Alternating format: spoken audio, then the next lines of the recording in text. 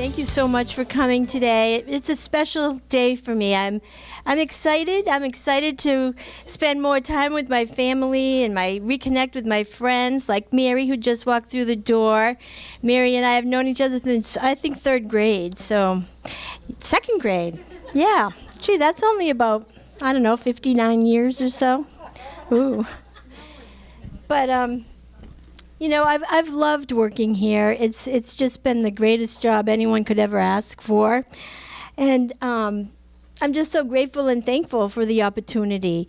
I did take a few notes because I've been thinking about this day in anticipation, and there's just so much I want to say and try to distill in just a couple of minutes. So each and every one of you, I stood in here last night by myself and just kind of conjured up everyone's face, and I was mentioning to some of the people like Phyllis, I remember the first day that I met so many of you, and you've taught me so much.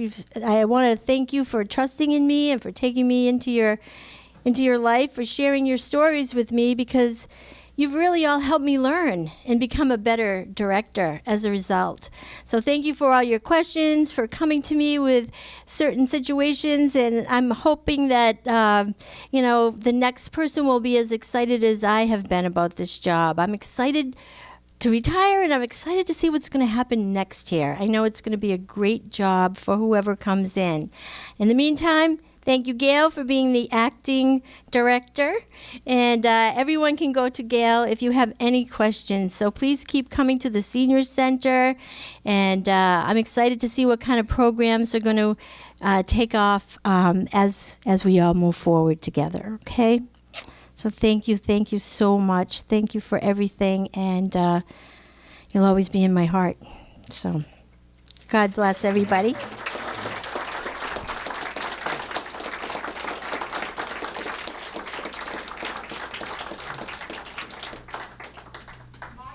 Yes. So after you retire, you're going to come in and join us? In time I will. Yes. Thank you. In a little while, I'll be back. Yes, and I look forward to just settling in and visiting with everybody. It's going to be hard. I've been very spoiled. We've had the best lunches ever, I think, if I can brag a little bit about our senior center. This week, Lynn, I am spoiled. I mean, can you imagine coming to work every day and having a nice gourmet meal just ready for you? It's pretty darn cool. Yes, she does. I know. I'm going to miss that. Thank you, Lynn. Yeah, she's amazing. So please tell your friends. Come to the Senior Center for lunch. It's really the best lunch in town. This week we had some really great meals. She's been trying really great new recipes. So join us. Come. Bring your friends. All right, so we'll just take a moment to give thanks today. Oh, let me just back up for a minute and say we're excited that we get to see our new fire station today. So we have Chief Kessler, Bill Kessler is here, and we have Chief Burke here. And we're so happy that Chief Burke is continuing with our Lunch and Learns on the first Friday of every month, so thank you for that. And today we get to tour the new station, so I'm looking forward to that. All right? So we'll just take, I know, and it's snowing in April. Come on. We can do it. It's so close. It's so nice having the fire station and all of our people right across the street. In an emergency, we've been known to run over there. And you're even closer now, so that's kind of nice. All right, well, we'll just take a moment to give thanks for this day, for one another, for our community, and for all the people that have helped, for the OLV students who are here. They've been great. So we'll just take a moment.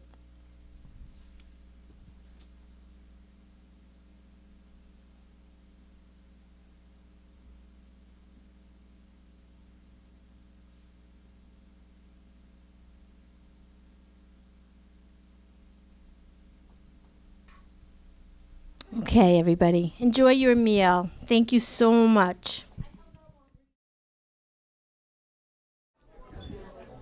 I don't want to interrupt your lunch. We'll just get the lunch and learn process. We'll start moving. It's a busy day here. On behalf of myself and the Uxbridge Police Department, though, Marsha, we wish you the best, and you are going to be sorely missed. I have had the privilege of working with Marsha in her 16 years here at the Senior Center very closely on a lot of senior and elder issues. 2 in the morning, she's been gracious enough to answer the phone to help us out when we were looking for someone, and vice versa, she's called us for some help getting into certain places. So that open relationship, I hope that continues with whoever takes your spot. I know the acting director will do that because we got a good rapport with her. But from all of us, from the bottom of our hearts, Marsha, you are going to be missed, and those are tough shoes to fill. Thank you.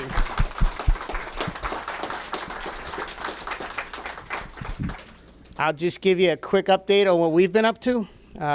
We have been very busy. Obviously, Mother Nature decided to hit us with at least one storm every week since we've last met. It's kept us on our toes, but we're doing well. We have a great relationship with the DPW and fire, as well as the town overall. And together, I think we've handled it pretty good the last couple of weeks.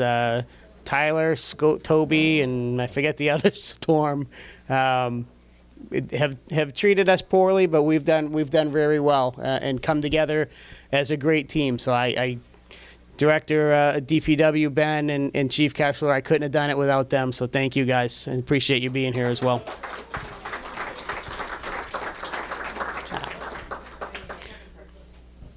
Okay. Other than that, it's budget season, as you know, so we've been attending capital improvement meetings, FinCom meetings.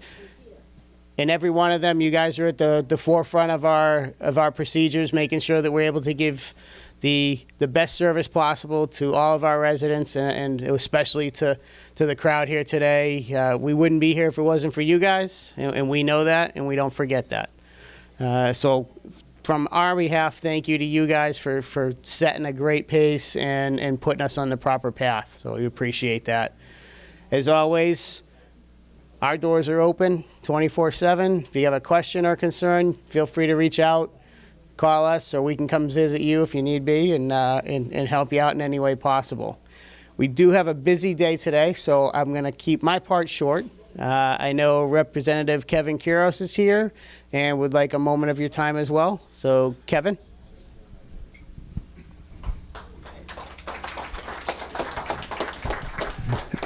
Thank you, Chief. I almost said good morning, everybody, but good afternoon, everybody. Marsha, as a testimony to you, you've got both public safety chiefs, you've got the superintendent, you've got the DPW director, you've got your husband here, right, and your daughter, and tons of friends. And it just occurred to me as I was thinking what I was going to say that we need to make sure the next director has a spouse who's a general contractor who can fix things like on the QT without charging the town anything. All right, but that may not be a legitimate requirement. But Marsha, it's been fantastic working with you over the past almost 8 years. You've been a huge asset for the seniors, and I just want to share a story with everyone here. That as I'm leaving the legislature, and so this is you start to reflect back on transformative experiences you've had in the legislature, and the single most transformative experience I had personally involved a situation that you're very familiar with. About 5 years ago, we do office hours in each of the towns in the district, and we rotate between the library and the senior centers usually. And Marsha kept the senior center open late one night for office hours, and I think from 7 to 8 or 6 to 7, I forget what it was. But about 5 minutes before office hours were up, a disheveled man comes to the door. He saw the lights were on, and he came in and we started chatting. And I said, "Hi, sir, how can I help you?" He said, "I'm homeless. I've been living on the railroad track back here." And he didn't look healthy, and obviously he was dirty, very disheveled, thin, really needed help. And a bunch of us sprung into action. Marsha had so much to do with this. The former town manager was part of this. I think Knights of Columbus got involved. It really became a community effort to get this gentleman off the streets and into a better, safer place. And Marsha didn't hesitate to roll up her sleeves and just dive headfirst into that situation. But what was so transformative for me, because I mean, we get calls like this often in the legislature, and we try to help everybody we can, and you can help a lot, but you can't help everybody. But I'm going to fast forward about a year after that whole experience, and we ended up getting him into public housing, and off the streets and into public housing. So about a year later, I'm up for re-election, and I'm on Capron Street. Or my wife is on Capron Street, rather. I'm bopping from town to town, checking on how everything's going. And she's holding signs on Capron Street, and there's a guy holding a sign with her, and she says, hey, Kevin, come over here. You need to meet. And she said his name. I'm not going to share his name. And I look at him, I'm like, geez, you look really familiar, but I just can't place like where I know you from. How do we know each other?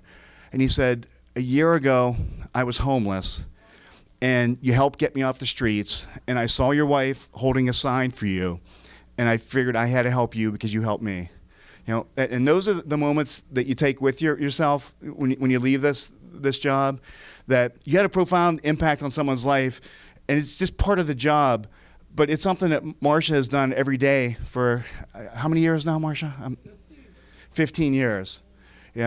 And that's just one story, and there probably are dozens or hundreds of similar stories where we had a really profound impact on someone's life, and you can't do that without dedicated and committed employees. So, Marsha, thank you for all you've done.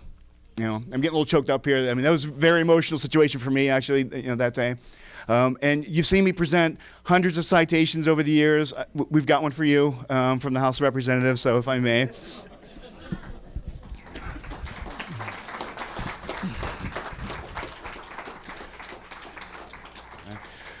And the citation reads, be it hereby known to all that the Massachusetts House of Representatives offers its sincerest congratulations to Marsha Petrillo in recognition of your dedication and commitment to the Uxbridge community over the past 21 years. Your advocacy for Uxbridge seniors will be truly missed.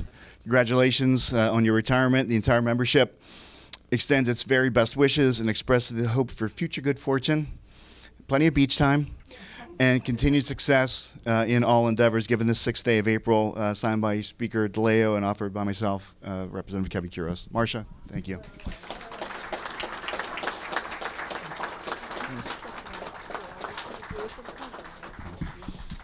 Oh my gosh. Thank you, everybody. Thank you, Kevin. It's a pleasure.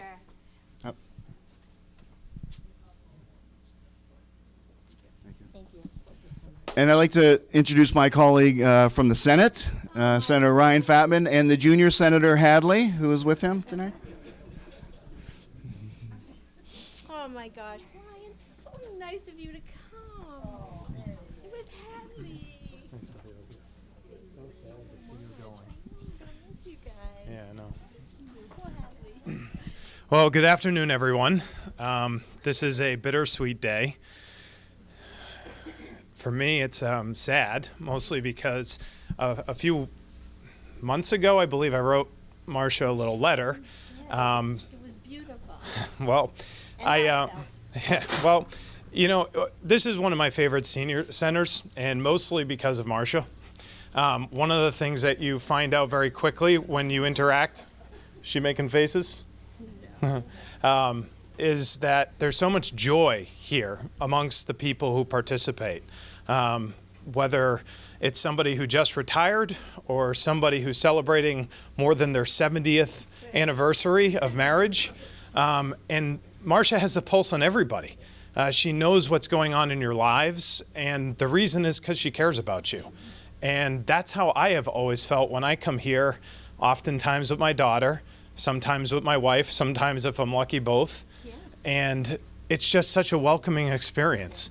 You always get nervous, when you're a new dad and you're carrying your kids around when the babysitter is canceled, or my mom and dad aren't available, or my wife's mom and dad aren't available, and you wonder, what are people going to think when I, truck my daughter in from a snowstorm without a jacket?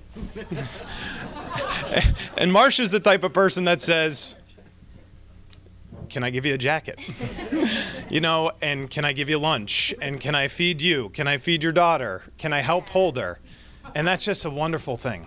And so my hope is that whoever succeeds you will carry on that tradition, because it's not just something that I know that I enjoy, but I think, you know, Frank and Alice here, and how wonderful you are to them in particular, and how they're always, you know, wonderful, and you're keeping me up to date on what's going on in their lives, and just the people here. And it's just so wonderful. I have a citation as well from the Senate. It reads very similar to the Massachusetts House. I'll leave you with one quote that I just love, and by Winston Churchill, and he said, "What one gets is how you make a living. What one gives is how they make a life." And you have made a life for the last 15 years and 20 years in Uxbridge service, making people's lives better. So thank you for it, and we're sad to see you go.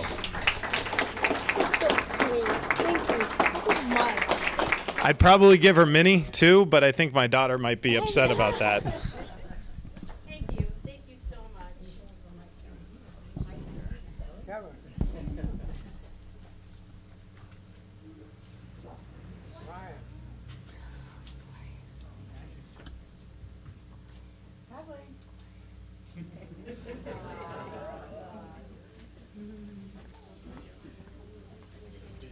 Marsha, can you come look at your cake so I can give everyone It looks beautiful, Lynn. Thank you, everybody. I'm so touched. I'm so touched to have Ryan and Kevin here. It's important. We need you guys at the state level. And I thank you for all your support on behalf of our seniors, especially for our formula grant. Many of you know that our formula grant is what allows us to run our transportation services here. And it's always so nice because they do bring their children, and they are part of our family here. And your support really means a lot to the senior center. So thank you so much. I just don't know what else to say. I'm so moved by everything. Thank you.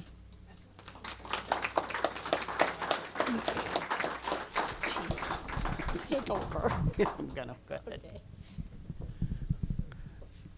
All right, we're gonna continue on with the lunch and learn, and we actually have a treat today from Kevin Kuros's office. Is Amanda, and she has some updates on some things that are going on in the community, as well as a couple of scam things that have come across their office. Thank you so much, Chief Burke. Hello, everyone. How are you today? For all of you who may not know me, which I do think I know most of you, my name is Amanda Copeland, and I am the legislative aide for Representative Kevin Kuros. Today, I want to go over a few things that are happening in the community that you may not be aware of, and then also update you. I think last time I was here, I briefly touched upon the IRS scam phone calls. How do we address those? Who do we contact if we receive this phone call? What kind of information do these organizations or charities actually ask for if it's a legitimate phone call? So an update from me and Representative Kuros's office is in February.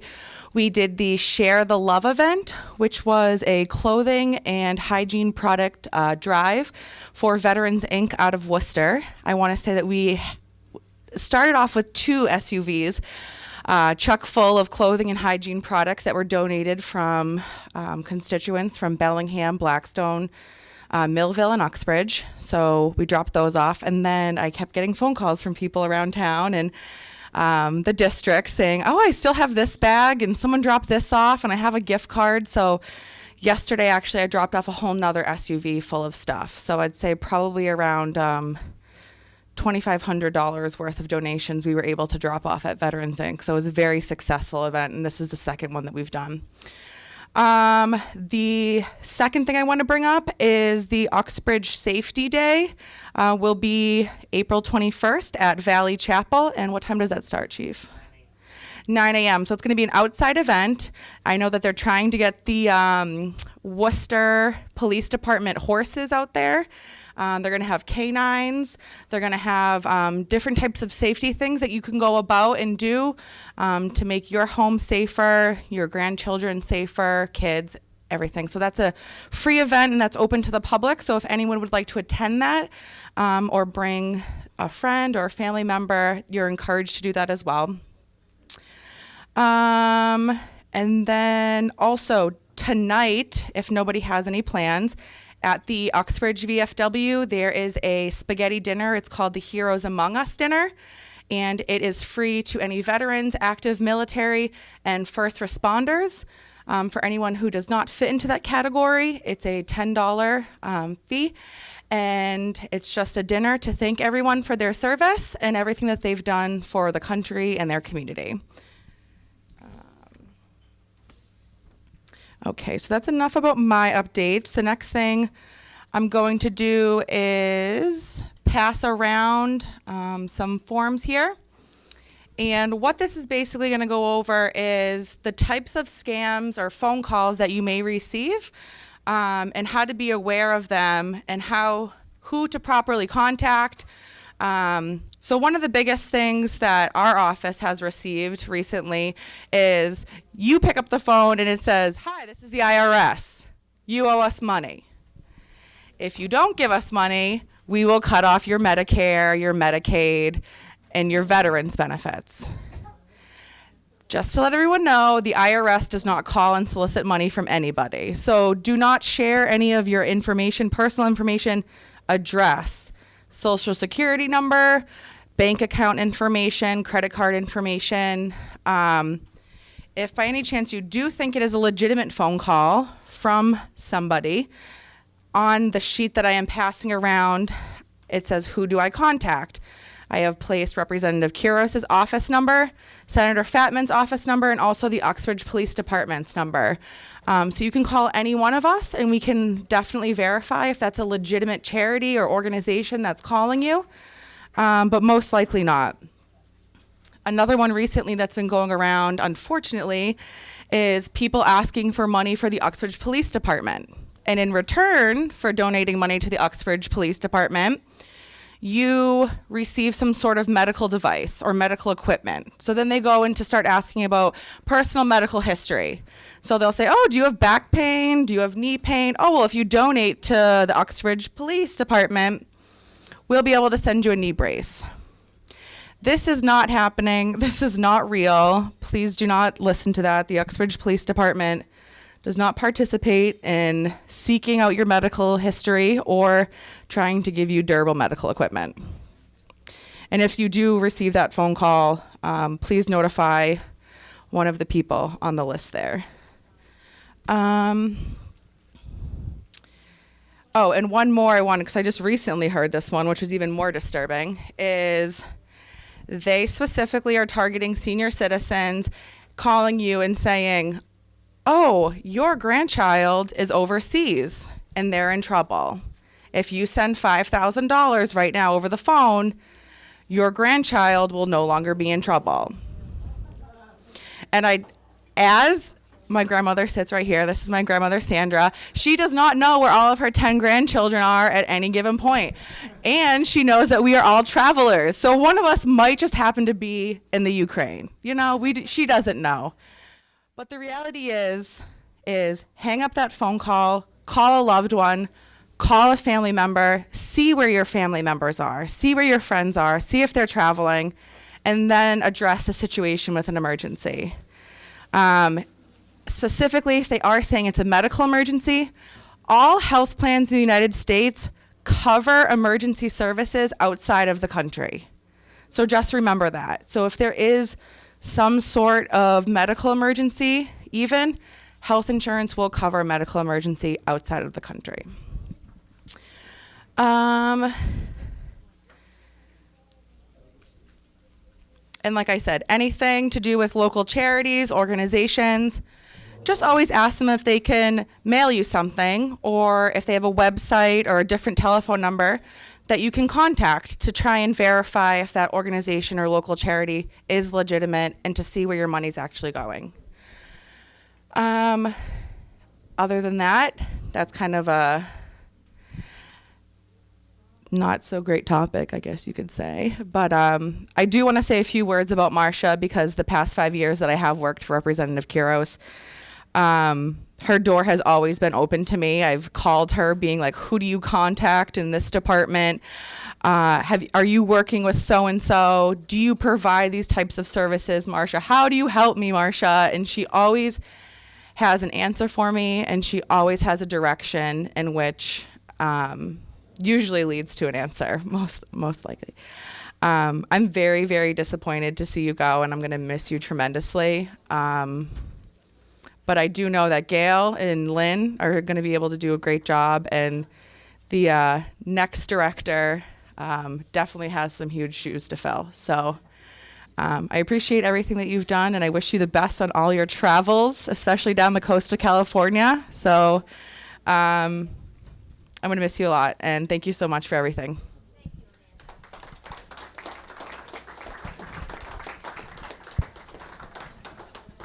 Thank you, Amanda. Representative Quiros, thank you for loaning us your legislative assistant for the day as well. She fills the calls on this stuff all the time. I talk to her quite often, so we appreciate that. So the last thing we got on the bill today is another bill. Chief Bill Kessler. He's going to give you an update on the fire department, and I believe you're going to start your tour from there. So I will let him finish off the day. I'd just like to thank Representative Quiros, Senator Fatman for making their appearances, as well as his three hopefuls that have been walking around and introducing themselves to you today. And I'd be remiss if I skipped over Superintendent Carney, who his time has shortened as well. As well as DPW Director Sherman, and I believe Jen from the Selectman's office is still here. I am going to say, selfishly, I'm still going to get to see Marsha because she calls and yells at my secretary every day. So she's still going to be a great influence in my life. So, Chief Kessler. Thank you, Chief. Boy, first, I'm not sure what more I can say about Marsha than what's been said already. Marsha's been a great resource, not only for everybody in the room, but everybody throughout town. And I'm not sure everybody really understands how much she tries to look out for everyone. And I can't tell you how many times, I don't have enough fingers to count, that she's gotten mad at me because I haven't been able to give her information because of medical privacy issues. No, right, right. No, right. I shouldn't have said mad. Probably frustrated is the better word for it, because that's what she wants to do. She wants to know when people are in need, and she wants to be there to try and provide whatever assistance that either she can give herself or can get from the contacts that she has. So people don't know a lot of this stuff that goes on behind the scenes and the efforts that Marsha puts forward, but we're very fortunate to have her in the role that she's been in for the last 15 years, and fortunate that hopefully she's going to stay in town and possibly be a resource for us in the future should we have an obstacle that we need to try to overcome. So thank you very much, Marsha. Real quick on the fire station before we go over to see it. The project is still going on. We're approaching being 1 year past the original date that it was supposed to all be completed. The good thing is so far it's not costing the town any more money. So we're still anticipating returning a good $1 million or more to the taxpayers when this is done. They do still have to finish a lot of the outside stuff. Obviously, they couldn't do the landscaping during the winter because of the cold and the freezing temperatures. But they need to put up the flagpole that has to go up, the sign for the fire station, to finish that parking lot over there so that the town hall employees, people visiting the town, have a place to park, which hopefully will free up some of the burden for the seniors as well, that they could use that lot for coming here. There's going to be a crosswalk with nice flashing crosswalk signs that still need to get put up, as well as a few internal things within the building that need to be fixed or made to work properly. So we're probably still a good month away from everything being completed. We have scheduled our open house and ribbon cutting for Saturday, May 12th. Regardless of where we are in the project, we're going to do it that day. So while you'll get the tour today, you're going to get an advanced tour. You're more than welcome to come back or bring your families on that Saturday, May 12th, to see it. We'll go through the facility over there. Everybody who wants to come over can walk over. The people on the bus will park the bus over in front of the apparatus stores. First floor, it's all easily accessible, and we'll walk you through that. The second floor, because it's a considered residential space for firefighters, we don't have an elevator in there. For anybody who wants to take the stairs, it's 3 flights of 9 steps each to get up to the second floor, that's where the kitchen, the day room, the dining area, the workout room, and the bunk rooms are for the firefighters. So you're welcome to go upstairs if you're able to. We just unfortunately don't have an elevator within that building. But I'll be more than happy to see everybody over there. And if you have any questions, I can either take them now or through the tour. You can keep them for the tour. But thank you very much for having me over today. Thank you, Chief Kessler. And again, Marsha, you're going to be missed. We do love you. We know we're going to see you around now. Thank you, everybody, for attending today. Hopefully it was a good lunch and learn, and I look forward to seeing you first Friday of May.